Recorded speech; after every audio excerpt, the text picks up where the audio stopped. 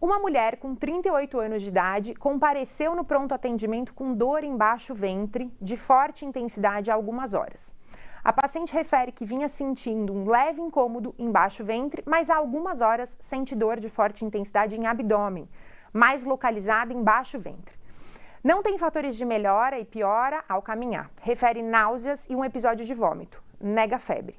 Como antecedentes, já teve uma doença inflamatória pélvica há alguns anos, tratada com antibióticos. Está casada há 10 anos, não utiliza método anticoncepcional hormonal e não usa preservativo em todas as relações.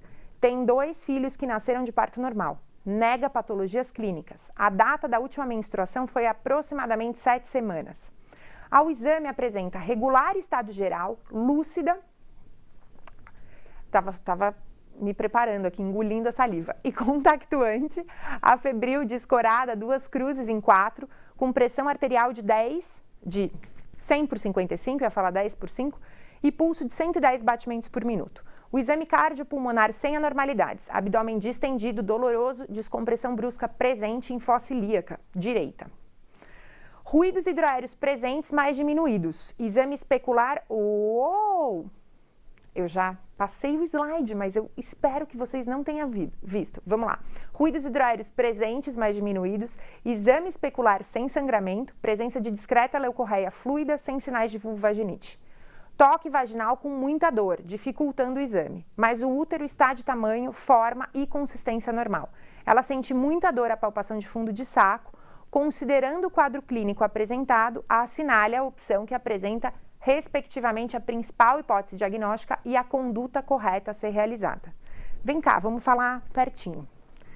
Dá até uma canseira ver um enunciado desse, né? Você fala, pelo amor de Deus, a hora que eu cheguei no 3º parágrafo, eu já esqueci todo o resto. Mas esse enunciado extenso e cansativo traz algumas informações chaves para a gente responder essa questão. Eu vou mostrar as alternativas para vocês e vamos ver se vocês pegaram essas informações chaves. Bora lá, bora para a questão. A letra A, apendicite aguda e conduta cirurgia. Letra B, gestação ectópica rota e cirurgia. Letra C, doença inflamatória pélvica com antibiótico terapia parenteral. E D, aborto ou ameaça de aborto com internação para observação.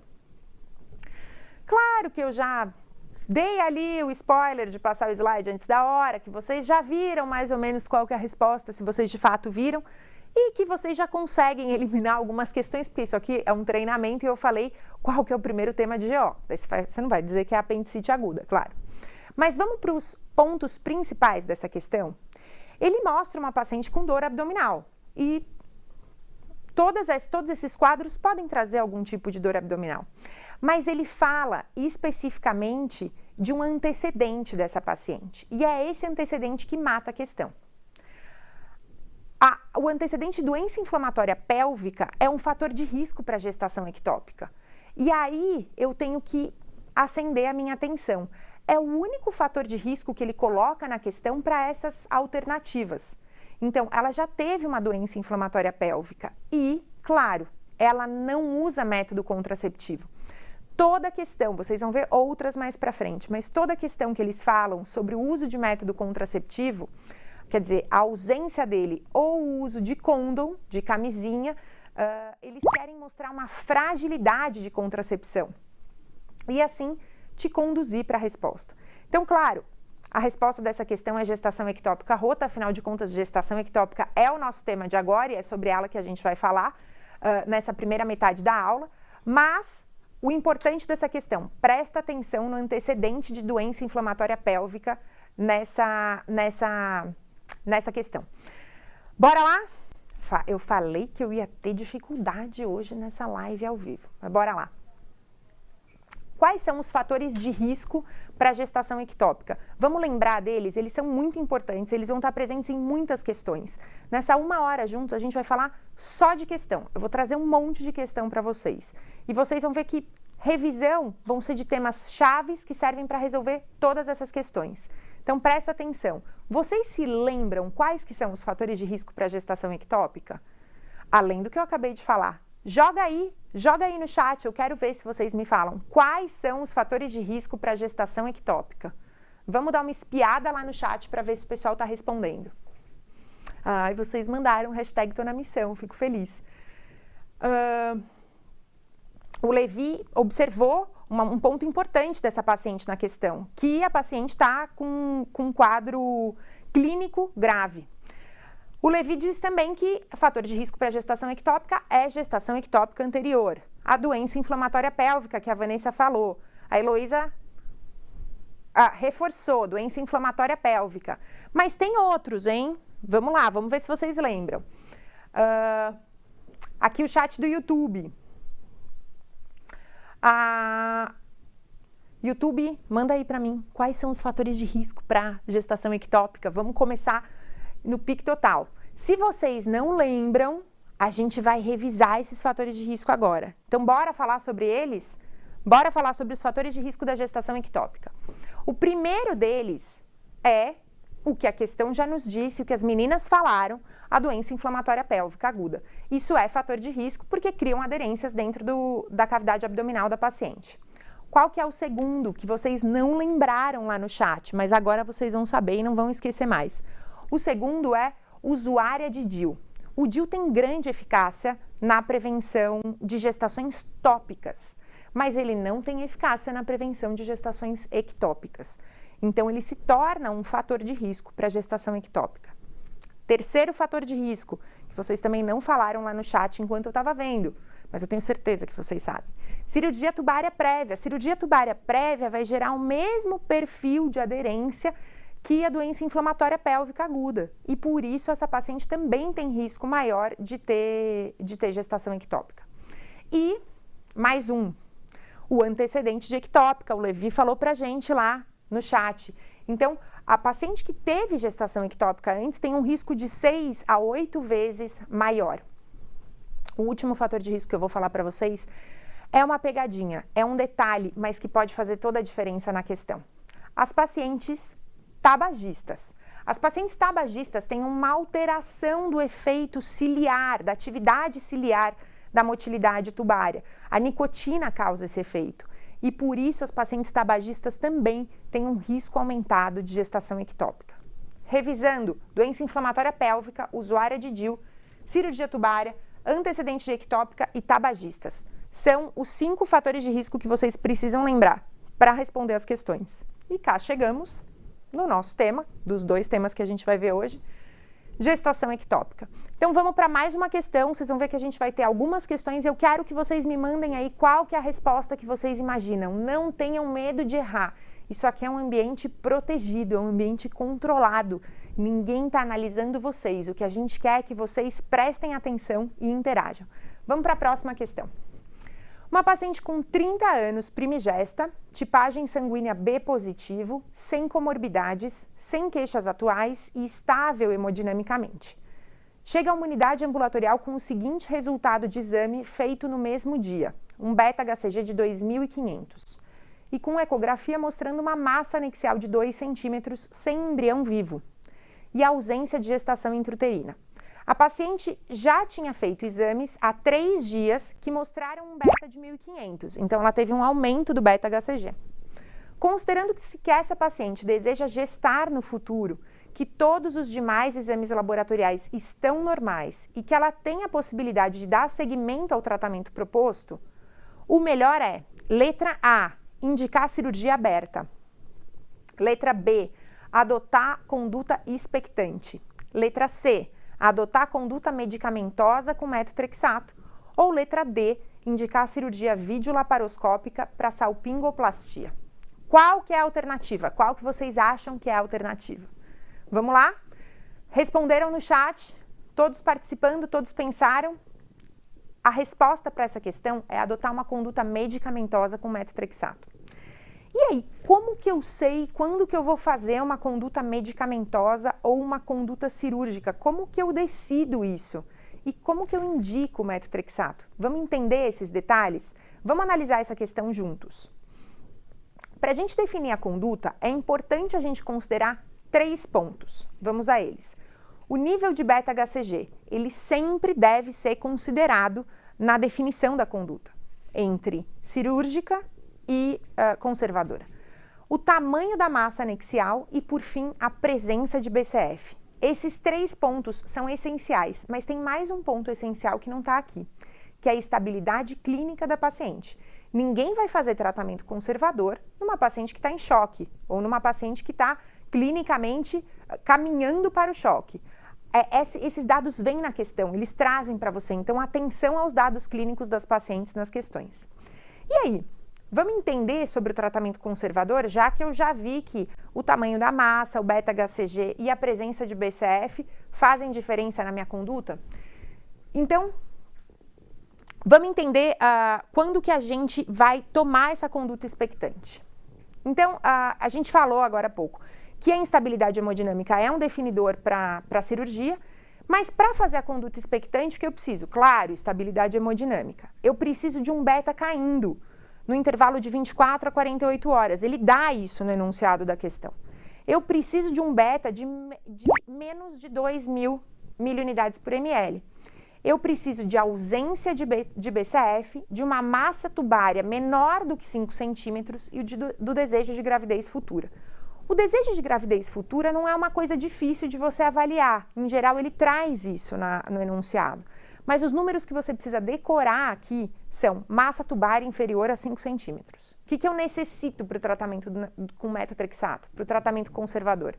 Massa tubária abaixo de 5 centímetros, beta-HCG abaixo de 2.000 e beta-HCG em declínio. Claro que se eu ver um beta-HCG crescendo nas 2 últimas medidas, a gente não vai entrar com metotrexato. Então, abaixo de 5 massa anexial, abaixo de 2.000 beta-HCG, vocês vão ver que tem muitas questões que cobram isso. Vamos para a próxima? Vamos lá. Mulher de 19 anos comparece a uma unidade de emergência com dor em fossa ilíaca esquerda há 3 dias, mais intensa nesse dia. Nega febre e afirma ter relação sexual heterossexual utilizando-se de condom, falei para vocês, quando eles colocam isso na questão, atenção, como meio de anticoncepção de forma irregular. Ela refere que a última menstruação aconteceu há 45 dias. Ao exame físico apresenta pressão arterial de 90/50, frequência cardíaca de 110, temperatura axilar de 36,7. Um abdômen doloroso em andar inferior, principalmente em fossa ilíaca esquerda, com descompressão dolorosa. Ao exame especular, nota-se sangramento discreto pelo orifício externo do colo e um toque com dor à palpação de região anexial esquerda, útero intrapélvico e o colo fechado. Considerando o quadro descrito e os dados apresentados, o principal diagnóstico e a conduta adequada são, respectivamente: A. Gravidez ectópica esquerda, solicitar beta-HCG e ultrassonografia transvaginal. Letra B, torção anexial esquerda, solicitar ultrassonografia de abdômen total e hemograma. C, doença inflamatória pélvica, solicitar hemograma e PCR para pesquisa de clamídia. Ou D, cisto roto de ovário esquerdo, solicitar hemograma e tomografia de abdômen e pelve.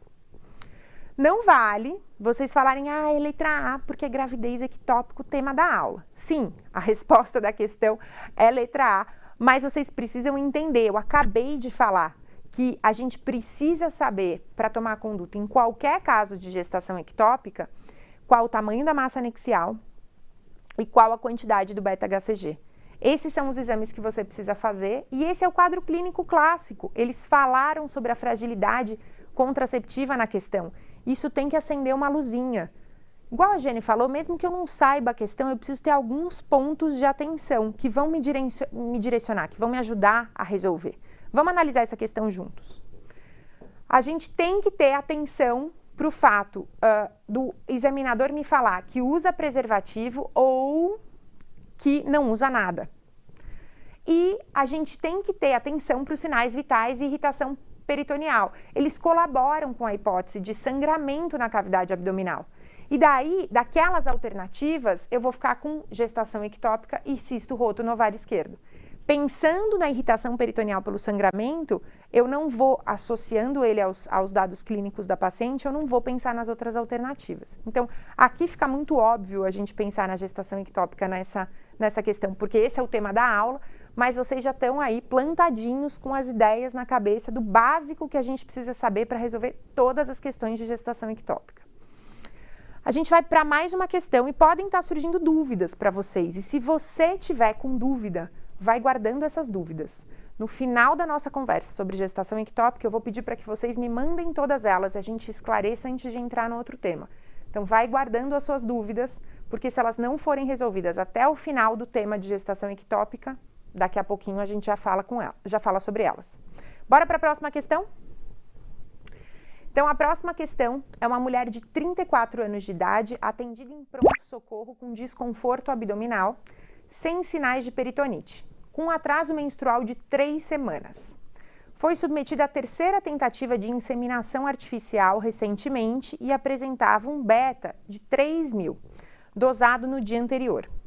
O médico solicitou uma ultrassonografia que evidenciou gestação ectópica esquerda, com um saco gestacional bem delimitado, sem batimentos cardíacos fetais e medindo 3 centímetros. Diante do quadro atual, qual a conduta apropriada? A. Iniciar tratamento com metotrexato, de 50 mg por metro quadrado. B. Adotar conduta expectante e dosar o beta-HCG diariamente. C. Submeter a paciente a videolaparoscopia e salpingostomia. Ou D. Submeter a paciente a videolaparoscopia e salpingectomia. Qual que é a resposta dessa questão? Bora para a alternativa? Vocês estão me mandando aí no chat? Eu vou ver tudo que vocês me mandaram depois. Qual que é a resposta dessa questão? Alternativa A. Iniciar o tratamento com metotrexato, 50 mg por metro quadrado. Agora eu quero ver vocês lá no chat. Eu quero que vocês me mandem as dúvidas no chat do que ficou sobre gestação ectópica, depois dessa decoreba que a gente fez dos principais pontos, que são pouquinhos. Vocês viram? Eu não preciso lembrar de muita coisa, mas eu preciso ter bom senso quando eu leio a questão. Manda as dúvidas aí, que a gente vai entrar no nosso próximo tema, mas eu quero entrar com todas as dúvidas esclarecidas. Vou tomar minha aguinha, hein? Preciso dela. Porque é muito nervosismo, né? Falar daqui do estúdio ao vivo. E aí, pessoal, tem dúvidas? Me manda aí no YouTube. Tem dúvidas? Beta-HCG regredindo. Ah, vamos lá. Vamos revisar? Vamos revisar essa questão. Vamos ver para o que vocês se atentaram. Vamos revisar lá sobre os temas, os pontos que a gente falou de tratamento conservador. Então, o tratamento conservador de ectópica vai ser sempre feito com metotrexato, que é um medicamento que tem uma atividade antitrofoblástica. Quais são os critérios de elegibilidade? Esse ponto é importante. Os critérios de elegibilidade podem variar sutilmente de uma instituição para outra. Mas os critérios clássicos e o ponto principal é aquilo que a gente conversou. Eu preciso ter estabilidade hemodinâmica. E para ter estabilidade hemodinâmica, eu tenho que ter integridade tubária. Esses 2 pontos são essenciais para eu pensar em fazer um tratamento conservador. Eu preciso ter desejo gestacional. Afinal de contas, se a gente vê uma paciente na questão que está em programação de tratamento de infertilidade, como eles falaram numa questão, ou que tem o desejo gestacional e não tem nenhum filho vivo, são formas do examinador te falar que o desejo gestacional é importante para ela, programação gestacional é importante para ela. O diâmetro da massa anexial pode variar de uma instituição para outra, mas vocês precisam levar em consideração, lembra que eu tinha falado naquela questão de 3 centímetros? Que abaixo de 3,5 centímetros, se eu tenho integridade tubária, estabilidade hemodinâmica e desejo gestacional, eu posso considerar o tratamento conservador para essa paciente. Além disso, se eu tenho um beta-HCG abaixo de 5.000, eu queria mesmo que vocês prestassem atenção e identificassem essa diferença. E se eu tenho ausência de BCF? Quando eu discuti a questão com vocês, eu trouxe números da própria questão. E olha que ótimo, vocês conseguiram fixar essa informação. Mas esses são os números gerais. E funcionou, vocês estão conseguindo identificar as alterações numéricas. e conseguindo identificar o detalhe da questão. Esse é nosso objetivo. Vocês estão de parabéns. Então, bora revisar agora com os números gerais que vocês já identificaram? Eu preciso de uma paciente com estabilidade hemodinâmica, com integridade tubária, com desejo gestacional e sem BCF. Esses são todos dados que não são numéricos, são dados gerais, mais fáceis de eu lembrar. Dos dados numéricos, eu preciso de uma massa anexial menor do que 3,5 e eu preciso de um beta-HCG menor do que 5.000 milunidades por ml. Isso tem que ficar na minha cabeça. Eu vou encontrar questões que trazem dados um pouco diferentes, mas eles têm que estar sempre abaixo desses números. Um parênteses aqui, que eu deixei para falar no final com vocês. Eu preciso ter atenção à toxicidade hepática do metotrexato. Ele é um medicamento que tem toxicidade hepática e eu preciso dosar as transaminases e a função renal antes de começar o tratamento. Se eles trouxerem uma questão que mostra uma paciente que é elegível, mas que ela tem alguma doença de base, com alguma alteração renal ou hepática, essa paciente poderia ser elegível pelo quadro da gestação ectópica, mas não é elegível pelo quadro da hepatotoxicidade. Então, isso é um detalhe que não vai estar na maior parte das questões, mas que agora que vocês já internalizaram essa informação sobre a revisão de gestação ectópica, vocês vão conseguir lembrar. E agora a gente vai falar sobre o nosso segundo tema. Depois que vocês já mostraram para mim que vocês estão bem atentos e bem alertas com todos os dados que eu falei, a gente vai falar sobre o segundo tema, que é ginecologia. E o tema de ginecologia é o meu favorito. Eu adoro falar sobre HPV. HPV cai muito na prova. E HPV é muito facilmente identificado nos fluxogramas do protocolo do Ministério da Saúde de acompanhamento, que já é um protocolo antigo, então não tem nenhuma informação nova ali, nenhuma informação surpreendente, que se a gente passa um tempinho vendo esses fluxogramas, a gente consegue internalizar bem as informações. Esse fluxograma é facilmente encontrado no Ministério da Saúde e vale a pena. Lembra que a gente falou lá no começo? Se eu identifico uma fragilidade respondendo às questões, vale a pena eu fazer uma revisão daquele material? Em específico que eu tive dificuldade, tipo diabetes gestacional, tipo HPV. Se eu identifico minha dificuldade em responder as questões de HPV, esse material traz direitinho todos os fluxogramas, eu não preciso ler o conteúdo, eu só preciso bater o olho no fluxograma, é uma forma fácil e rápida de revisar para quem precisar depois, quando estiver lá respondendo as questões, revisar mais sobre esse conteúdo. A gente vai também discutir o HPV aqui baseado nas questões. Fica atento, igual vocês ficaram, para vocês não caírem em nenhuma pegadinha. Mas HPV, por mais que você não possa não dominar no detalhe exatamente o tema, vocês vão ver que as questões são repetitivas e elas são muito parecidas entre si, com uma necessidade de atenção às siglas real. Então, vamos ler a primeira questão sobre HPV para vocês responderem. É uma mulher de 30 anos de idade, primeira gestação e primeiro parto, compareceu à unidade básica de saúde para a realização do exame citopatológico sem queixas. Na ocasião, o exame ginecológico foi normal, a coleta da citologia oncótica, que mostrou o seguinte resultado: células glandulares atípicas de significado indeterminado, AGC, possivelmente não neoplásicas. O exame anterior realizado tinha 3 anos e não apresentava anormalidades. Nesse caso, a conduta adequada é: letra A, realizar colposcopia, B, manter a colpostologia anual, C, fazer exérese da zona de transformação, ou D, repetir a colpostologia em exame em 6 meses. Qual que é a alternativa correta para vocês dessa questão? Eu quero que vocês me contem no chat e eu vou falar para vocês que, já tendo respondido muitas dúvidas no projeto Tira Dúvidas daqui, vale a pena a gente ter 2 atenções. Questões de HPV sempre devem trazer a idade da paciente e o diagnóstico dela. Estão me trazendo o chat aqui, porque deve ter alguma coisa. Ah, vocês estão respondendo. Muito bem, muito bem. Tô muito orgulhosa. Vai me mandando aí, YouTube. Mas eu estava lembrando para vocês, questões de HPV tem sempre duas informações importantes. A idade da paciente e o diagnóstico.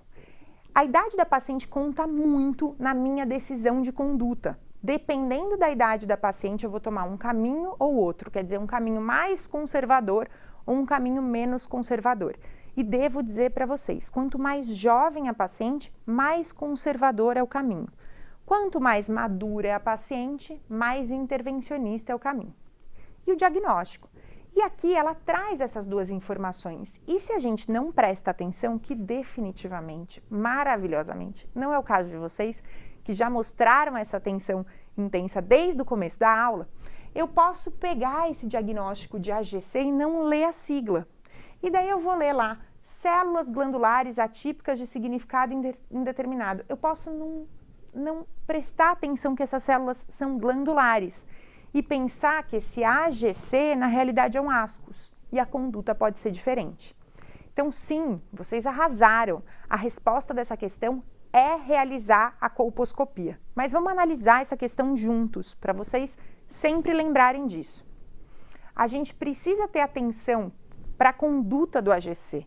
O AGC não é ascus, é uma lesão que pode ser muito mais agressiva. Portanto, eu vou sempre realizar a colposcopia e a coleta endocervical, diferente de uma conduta de atipia em células escamosas, certo? O diagnóstico citológico de AGC determina o encaminhamento para a colposcopia e a coleta de uma nova citologia com atenção especial para o canal endocervical.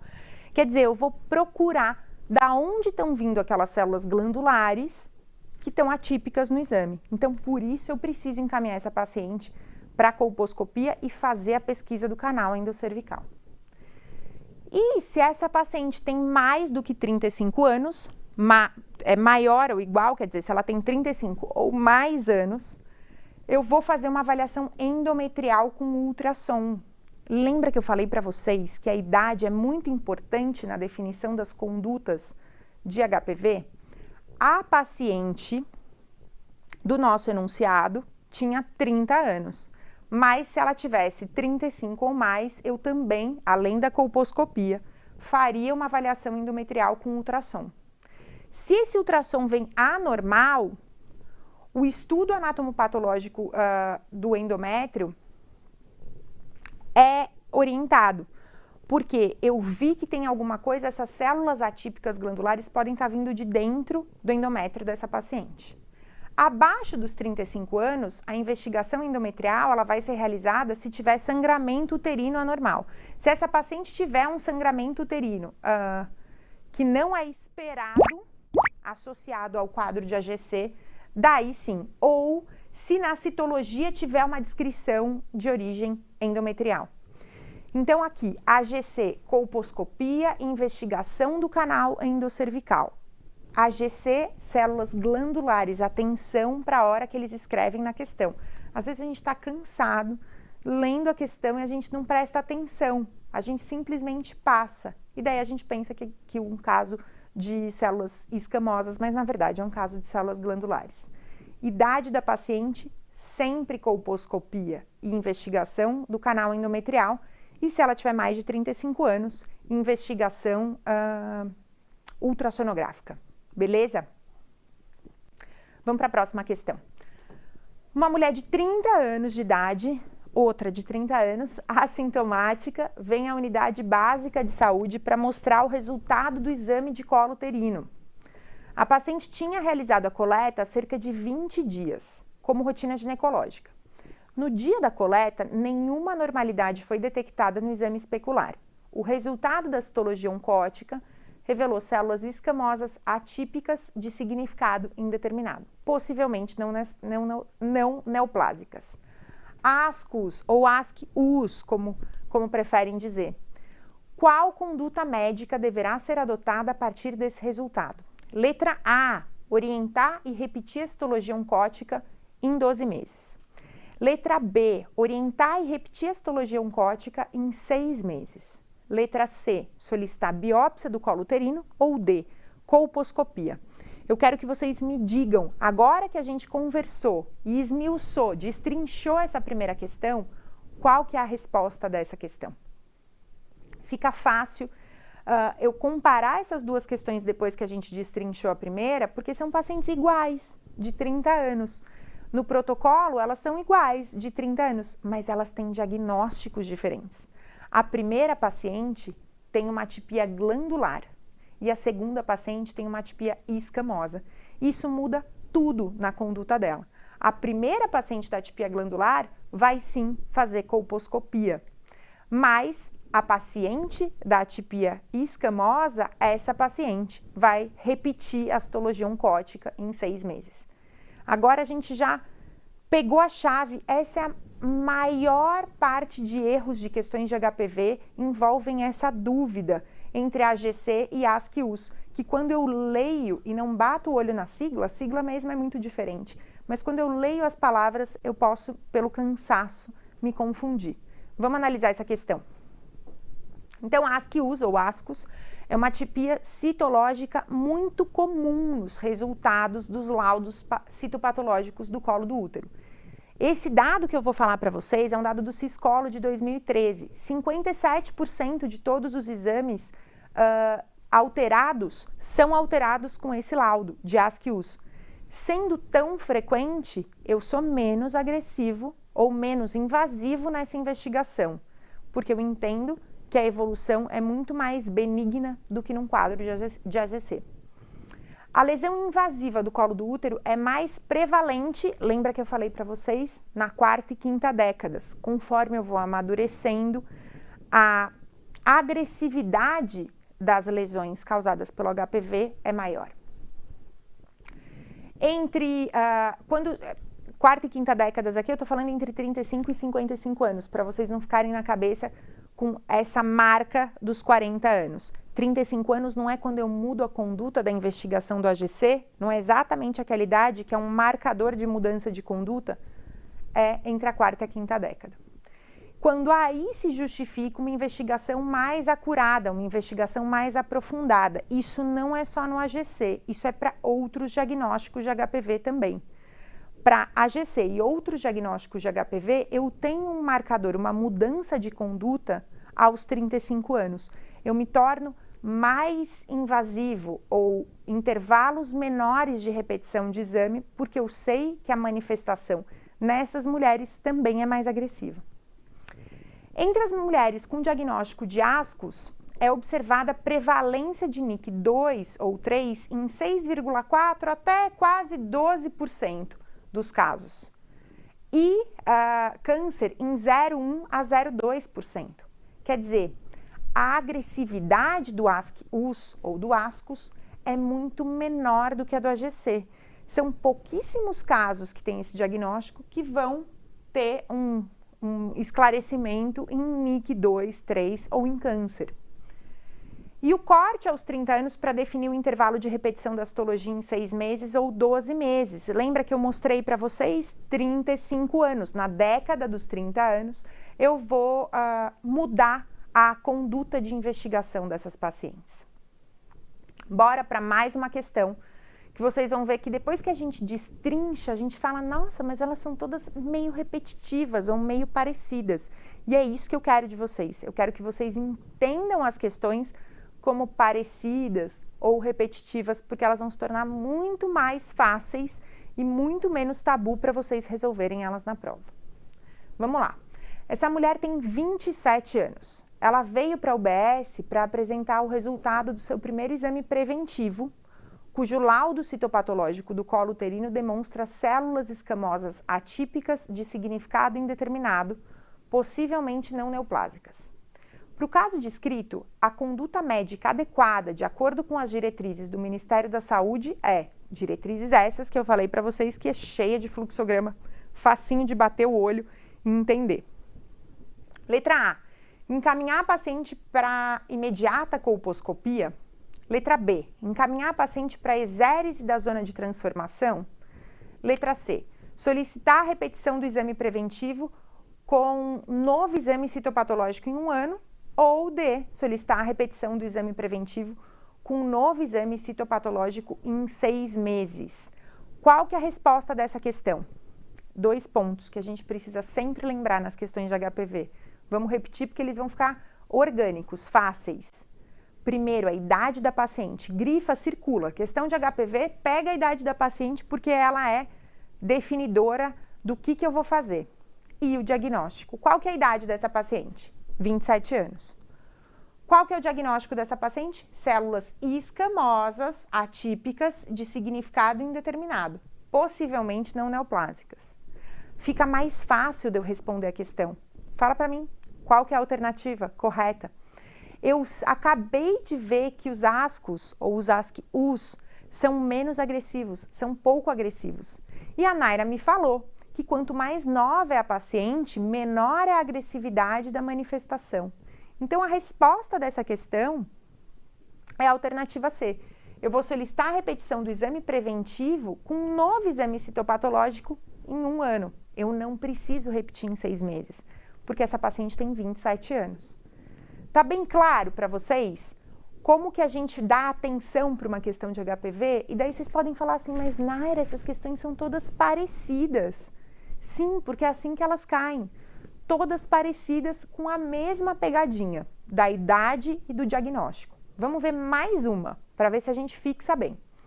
Começam a ler aí que eu vou tomar minha aguinha e já leio ela com vocês. Então, aqui eu tenho uma mulher de 25 anos de idade, assintomática, com o início da vida sexual aos 16 anos. Ela fez um exame de colpostologia pela primeira vez na unidade básica de saúde do seu bairro. O resultado evidenciou células escamosas, atípicas de significado indeterminado, não se podendo afastar lesão de alto grau.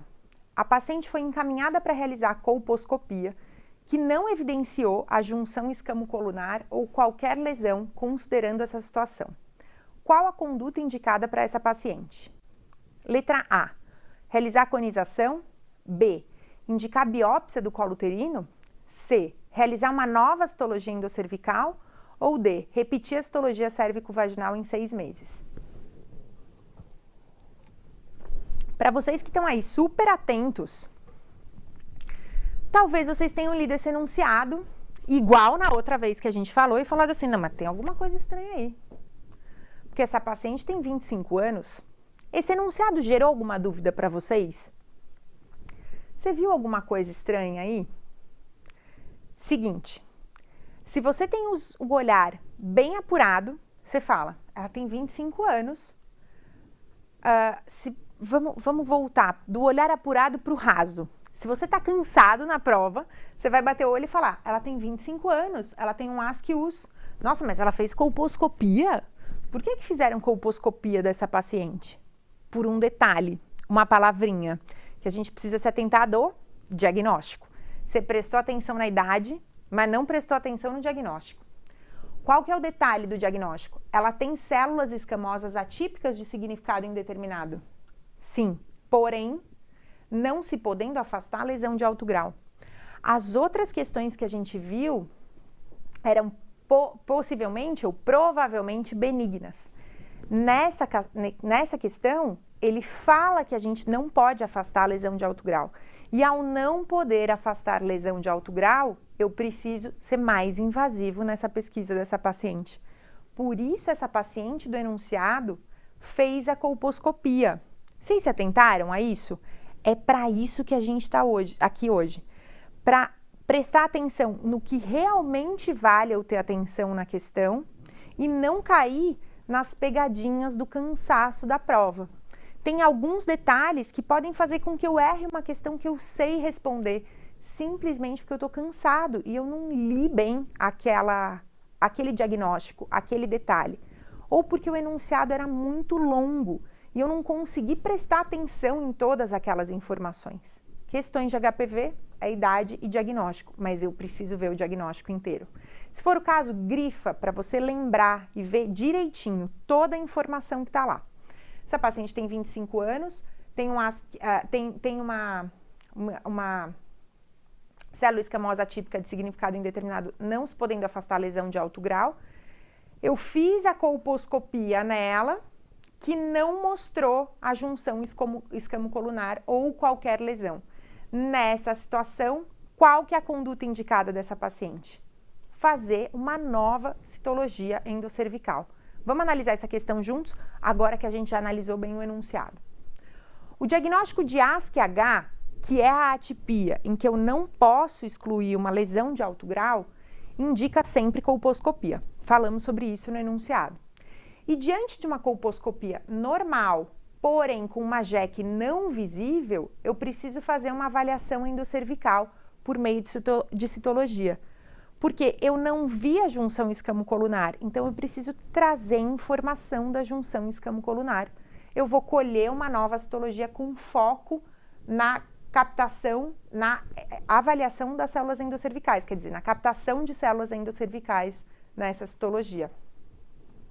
Beleza? Vamos para mais uma questão? Vocês estão preparados? Vamos lá. Uma mulher de 35 anos, tabagista, assintomática, voltou na UBS para apresentar um exame citopatológico de colo uterino.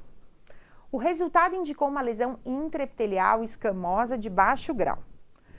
Considerando que na maioria das vezes a infecção é pelo HPV, conclui-se corretamente que se trata de uma infecção A, com potencial oncogênico, devendo-se realizar colposcopia imediatamente.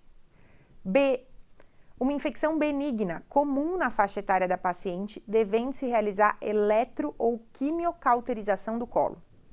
Alternativa C, com espontâneo regresso, uma infecção com espontâneo regresso na maioria dos casos, devendo-se repetir a citologia em 6 meses.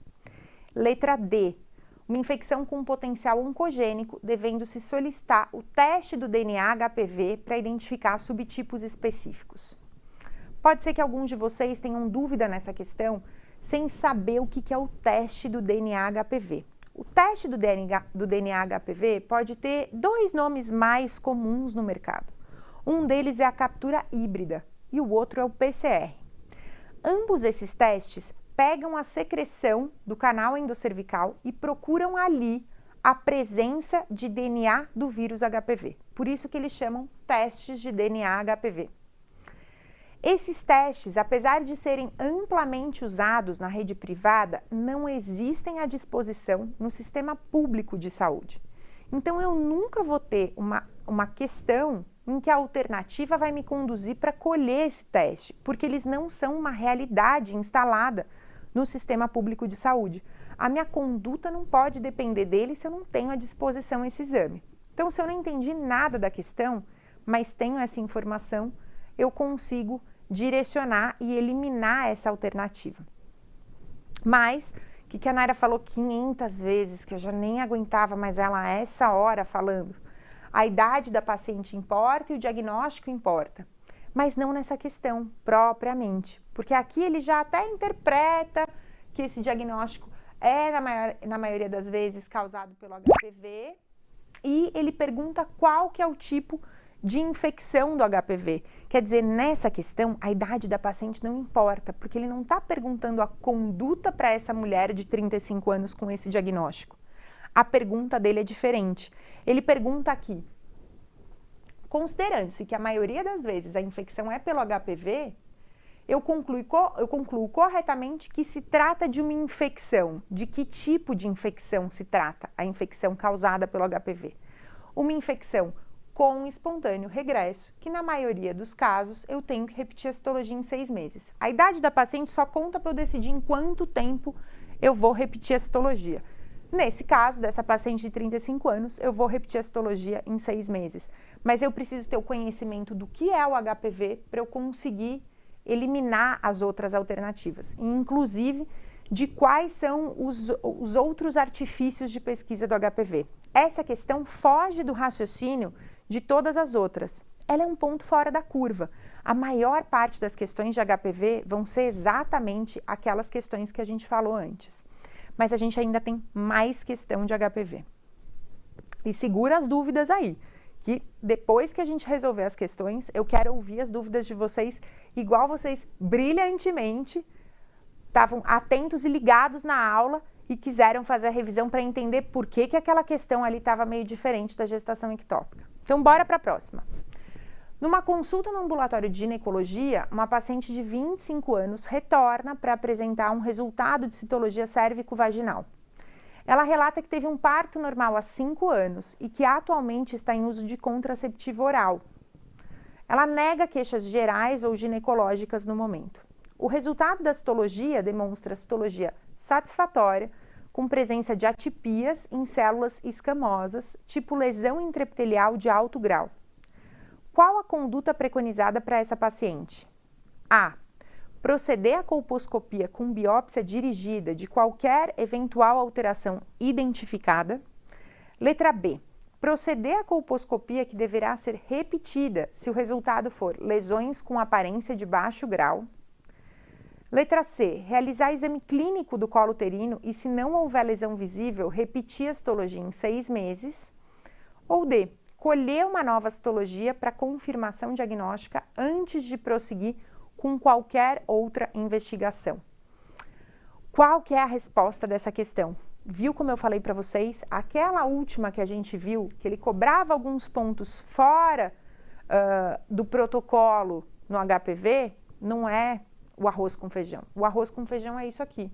Eu prestar atenção em qual a idade da paciente e qual o diagnóstico da paciente para definir qual que é a conduta para essa paciente.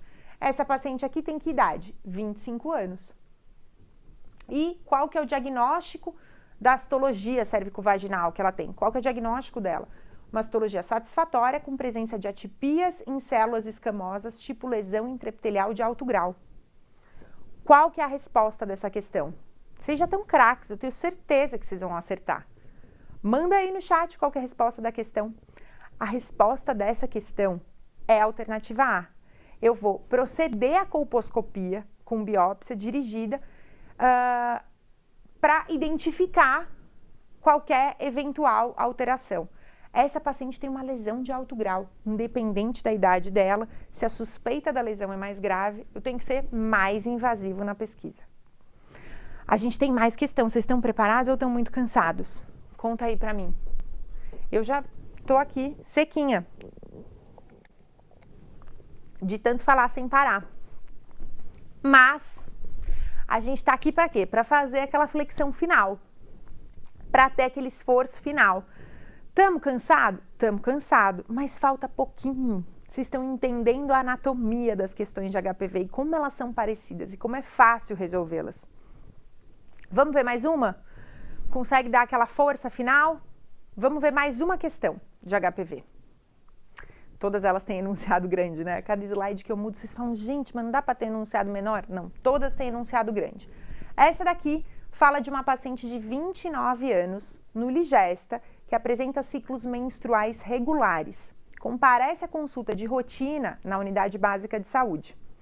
Nega corrimento vaginal, prurido ou outras queixas.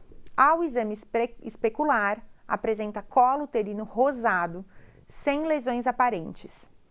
O exame a fresco do conteúdo vaginal não mostra anormalidades. O exame citopatológico do colo uterino demonstrou atipias de significado indeterminado em células glandulares, possivelmente não neoplásicas. Seguindo as recomendações das diretrizes brasileiras para o rastreamento do câncer do colo do útero, a conduta recomendada é: letra A, repetir a colpostologia oncológica imediatamente e solicitar captura híbrida para HPV. Letra B, a conduta é expectante, devendo-se repetir a colpostologia oncológica em 12 meses. Letra C, encaminhar para procedimento de biópsia do colo uterino. Ou D, encaminhar para colposcopia e escovado endocervical. E aí? Essa aqui eu quero abrir o chat. Eu quero ver a resposta de vocês, porque vocês viram como as perguntas são repetitivas, como elas são parecidas. É tudo muito parecido. E se você pegar o macete, você consegue resolver todas elas. Essa ainda trazia mais uma questão importante, a informação da captura híbrida, do teste de DNA HPV, que lembra que eu falei para vocês que não é uma realidade no sistema público de saúde. Eu nunca vou ter uma alternativa que depende de um teste que eu não tenho disponível em todos os serviços. E a galera aqui respondendo. D, B, B, D, D, D, D, D. YouTube também, galera respondendo. D, D, D, D, C, A. O Abinael escreveu que ele tem um pouco de dificuldade de ligar a abreviação com o significado dela. Mas vocês viram que você não precisa necessariamente fazer isso. Em todas as questões que a gente viu, ele não coloca simplesmente a abreviação. Ele coloca o nome extenso e coloca a abreviação. Então, se você tem dificuldade, já dei um tapão no microfone, ó. Deixei vocês um pouco surdinhos, mas já tá tudo bem, de novo. Se você tem dificuldade em decorar a abreviação, lê o nome por extenso. Tá tudo bem. Lê o nome por extenso que vai te trazer informação. E, em geral, o nome por extenso, apesar de longo, vai te trazer escamosa ou glandular. Possivelmente neoplásica ou possivelmente maligna, de alto grau ou de baixo grau. Aí eu já consigo diferenciar o que é grave do que não é grave, o que é mais agressivo do que não é agressivo, o que é glandular do que é escamoso. E vocês foram muito bem na resposta dessa questão. A resposta dessa questão é letra D. Eu vou encaminhar essa paciente para colposcopia e fazer o escovado endocervical. Essa questão é a primeira questão que a gente discutiu aqui na aula sobre HPV. É igualzinha, ela não é a mesma questão, mas ela cobra exatamente a mesma coisa. Aquela era uma paciente de 30 anos. Essa é uma paciente de 29 anos. E ambas, nas duas questões, tinham o mesmo diagnóstico. Atipias de significado indeterminado em células glandulares, possivelmente não neoplásicas. É aquela paciente que tem um AGC, uma atipia em células glandulares, que deve sempre ser investigada com colposcopia e investigação do canal endocervical. Lembra disso? Se ela tem mais de 35 anos, ela também vai investigar o endométrio. Mas, se ela tem menos de 35 anos, ela vai fazer colposcopia e escovado endocervical. Eu sei que a gente fala sobre as coisas e parece a essa hora que tá tudo dando nó na cabeça, fazendo uma grande miscelânea. Por isso que vocês chegaram até aqui. Porque assistindo as lives, vocês vão acessar o planner exclusivo e vocês vão conseguir, tá aqui o QR Code, ó, não vou nem ficar na frente dele. Vocês vão conseguir ter uma programação